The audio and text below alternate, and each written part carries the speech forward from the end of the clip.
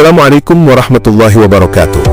Perkenalkan, saya Sofyan, dengan NIM 235311136, dari lokal PAI 5F. Pada kesempatan ini, saya akan memaparkan materi mengenai konsep dasar sumber belajar pendidikan agama Islam, sebagai tugas dari mata kuliah pengembangan bahan dan sumber belajar PAI, yang diampu oleh Ibu Nelfasari MPD. Sumber belajar pendidikan agama Islam atau PAI adalah segala sesuatu yang dapat dimanfaatkan untuk membantu peserta didik memperoleh pengetahuan, nilai, sikap, dan keterampilan keagamaan. Dalam konteks PAI, sumber belajar tidak hanya terbatas pada buku teks, tetapi mencakup seluruh pengalaman, media, lingkungan, peristiwa, dan objek yang dapat membawa peserta didik lebih dekat kepada pemahaman ajaran Islam. Secara lebih luas, sumber belajar PAI merupakan segala bentuk bahan, alat, dan lingkungan yang dapat digunakan guru untuk mencapai tujuan pendidikan Islam, seperti menumbuhkan keimanan, memperkuat akhlak, membiasakan ibadah, serta menanamkan pemahaman Al-Quran dan hadis.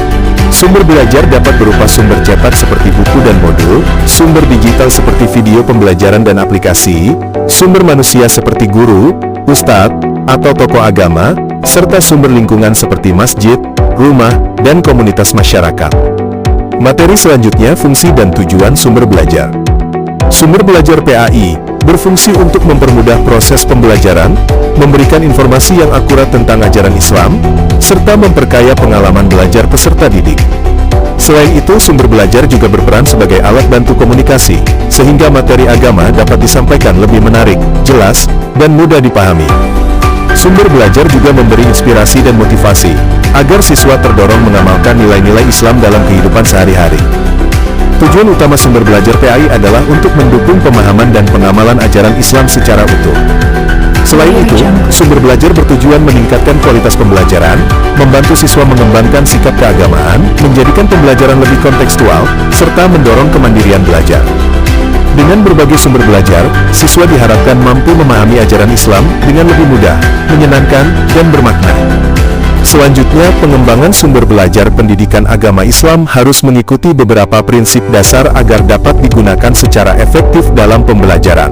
1. Prinsip kesesuaian sumber belajar harus sesuai dengan tujuan pembelajaran PAI, tingkat perkembangan peserta didik, serta kompetensi yang ingin dicapai.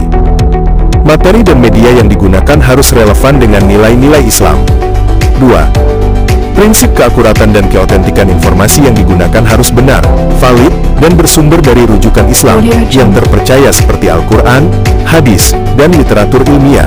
Hal ini penting, agar tidak terjadi penyimpangan dari ajaran Islam. 3. Prinsip keterjangkauan dan kemudahan akses sumber belajar hendaknya mudah diperoleh, mudah digunakan, dan tidak membebani peserta didik maupun guru, baik dari segi biaya maupun media. 4. Prinsip kemenarikan dan interaktivitas sumber belajar harus mampu menarik perhatian dan mendorong keterlibatan siswa. Visual, video, cerita, atau aktivitas langsung dapat membuat pembelajaran PAI lebih hidup. 5. Prinsip kontekstual sumber belajar perlu dihubungkan dengan kehidupan nyata, agar nilai-nilai Islam dapat dipahami dan diamalkan dalam situasi sehari-hari. 6. Prinsip variatif guru perlu menggunakan berbagai jenis sumber belajar, cetak, digital, lingkungan, dan sumber manusia agar pembelajaran tidak monoton. 7. Prinsip etis dan islami pengembangan sumber belajar harus menjaga etika, adab, dan nilai-nilai Islam dalam setiap kontennya. Guru memiliki peran yang sangat penting dalam pengembangan sumber belajar pendidikan agama Islam, karena guru adalah pihak yang paling memahami kebutuhan peserta didik dan tujuan pembelajaran. Dalam prosesnya, guru berperan sebagai perancang yang menyusun dan memilih sumber belajar yang sesuai dengan kompetensi PAI, kemudian mengembangkan sumber belajar yang lebih menarik, kreatif, dan kontekstual, agar materi agama mudah dipahami.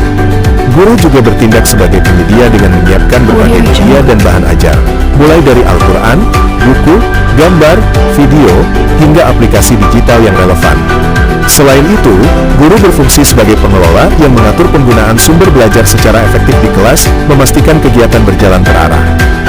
Tidak hanya itu, guru juga berperan sebagai pembimbing yang membantu siswa memanfaatkan sumber belajar dengan benar, serta sebagai evaluator yang menilai sejauh mana sumber belajar tersebut berhasil meningkatkan pemahaman dan sikap keagamaan siswa. Dengan menjalankan semua peran tersebut, guru ikut memastikan pembelajaran PAI berlangsung lebih bermakna, interaktif, dan sesuai nilai-nilai Islam. Akhir contoh sumber belajar PAI meliputi Al-Quran dan Hadis, buku teks dan modul PAI, serta media digital seperti video pembelajaran, aplikasi Al-Quran, dan website Islami yang terpercaya.